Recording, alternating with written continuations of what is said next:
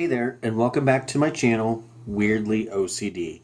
First, really quickly, I want to address the many people who have subscribed to my channel over the last few days. I greatly appreciate it. I know it's basically because of this whole uprising of small creators here on YouTube who are very generously helping each other out to all try and get to that 1,000 subscriber requirement. So if you subscribe to my channel, I greatly appreciate it. Thank you very much. And if you do subscribe to my channel, I will subscribe back if I'm not already subscribed to you. So with that, let's get into the video.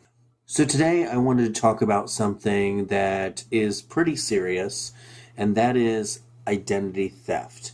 Now, fortunately, I almost said unfortunately, I have not been a victim of identity theft per se, but I have had 2 credit cards have charges put on them that I did not do. One of them was at Home Depot down in Florida, and I live up here in Ohio.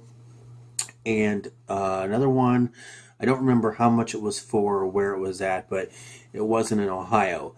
And thankfully, after talking to the credit card company, I didn't really have to go through many hoops or jump, that many obstacles to get them to reverse the charges and put the money back onto my cards.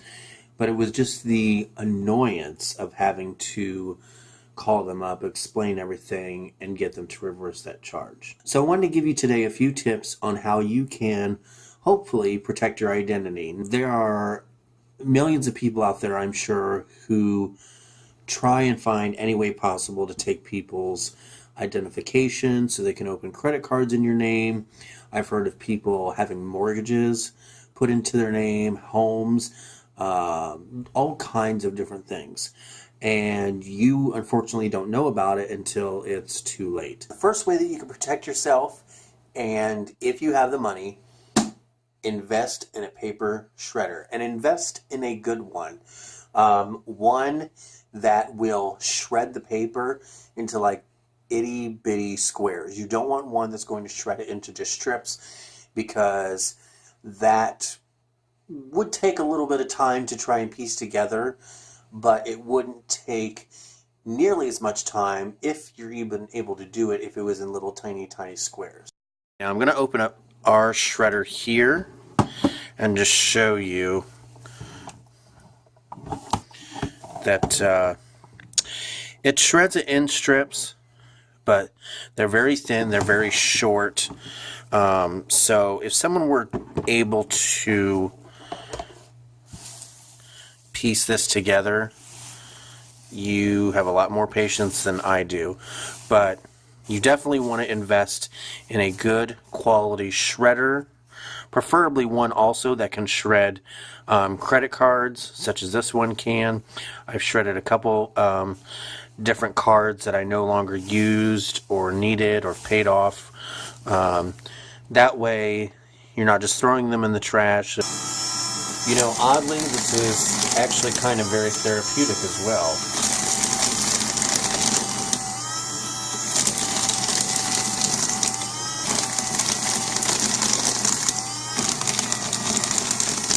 Also, just a little side note, when talking about credit cards and bank cards, things like that, I personally do not sign the back of any of my, my bank card, I've only got one, or my credit cards, anything like that. Only because if it happens to get stolen, if you sign the back, whoever took your card will also now have your signature too that they could forge and copy or whatever.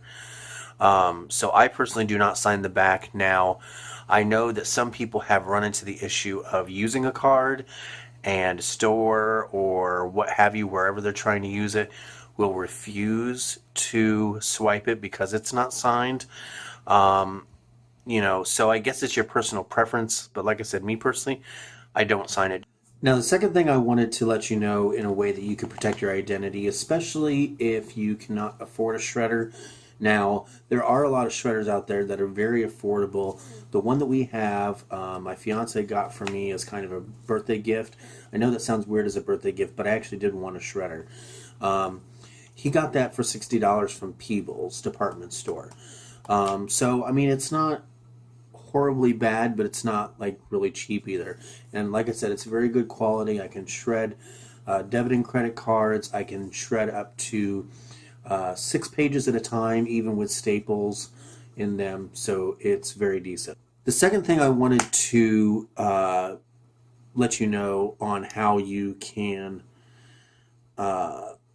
protect your identity. Sorry, I lost my train of thought there. Is a thing I came across originally about probably close to 2 years ago on QVC. And then this past Christmas, my cousin sent this to me as a small Christmas gift.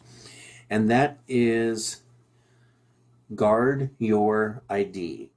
And what this is, if you haven't heard of this, is it's a little stamp roller that has, let me try and get it to focus there, maybe not. It has a bunch of different like little numbers and letters pressed into the roll, and you can use it on mail or prescription bottles, things like that, to hide personal or sensitive information. This is a copy of my most recent water bill, and I'm just going to kind of show you how this works here. Find something to roll it on. See, so it's got a bunch of different letters, numbers, symbols, all going in different directions, and now you can't read any of that I just rolled over. Let's go over this here. I love this. It works fantastic for prescription bottles. That way when they're empty, you can just simply throw them away in the trash can. You don't have to worry about someone coming along and seeing what doctor you go to or what prescription you had. This is a cheaper alternative to having your identity protected. Before doing this video, I did look online to see about what the price range of this was, and pretty much every place that I looked, it was about the same price, which was $7.99. And of course they come in different colors. I have this blue one here. Now the ink, as you've seen, was just plain black, and I'm pretty sure that it's plain black on all of these, just the outside is a different color. But I have this one in blue, and then I have another one over there on my marker board that is like a lime green color. Every place that I looked, these usually ranged about $7.99. That was on Walmart, Amazon, even eBay. So it's definitely a cheaper alternative if you can't afford a shredder right now, or you just don't really want a shredder. I keep one of these also.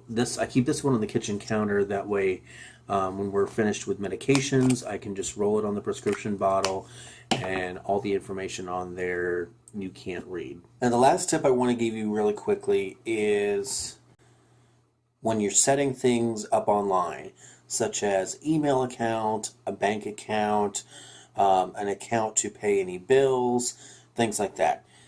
You want to have some sort of common sense when it comes to this. First of all, you want to make your password difficult to figure out, but not so difficult that you can't remember what it is. Please don't make a password the word password, such as the same thing like with a bank PIN number. Don't make your bank PIN number 1234. I do know a lot of websites now actually require your password to have like one uppercase letter, one lowercase letter, a number, a symbol sometimes even.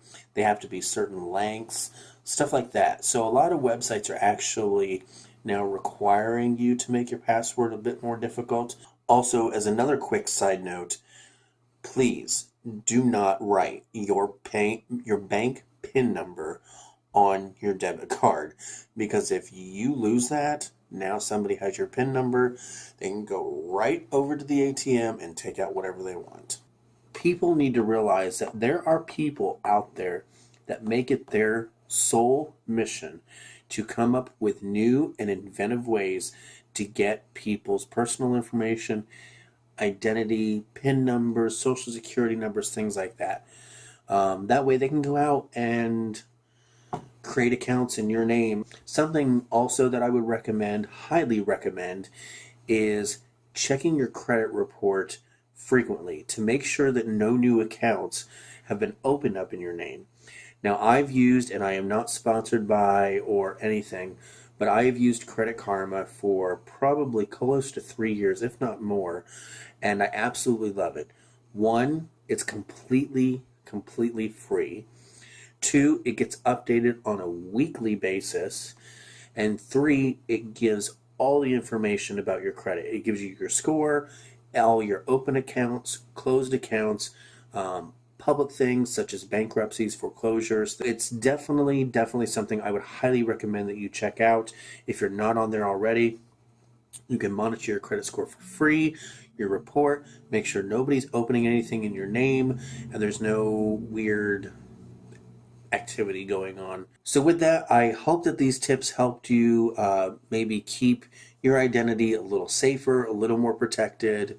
I know there's a bunch more solutions out there, but I just wanted to give you like a few that I personally use and I find very helpful. If you have any other suggestions for people on how they can help themselves protect their identity, leave it in the comments below. I'm sure they would greatly appreciate it. Plus, I would love to learn more ways to protect mine as well, because you can never be too safe. With that, I hope you enjoyed today's video, and I will see you all on Wednesday. And now I'm going to start a, what do you want to call it? A little end tagline in every video, and that is keep it clean. I'll see you all on Wednesday. Bye-bye.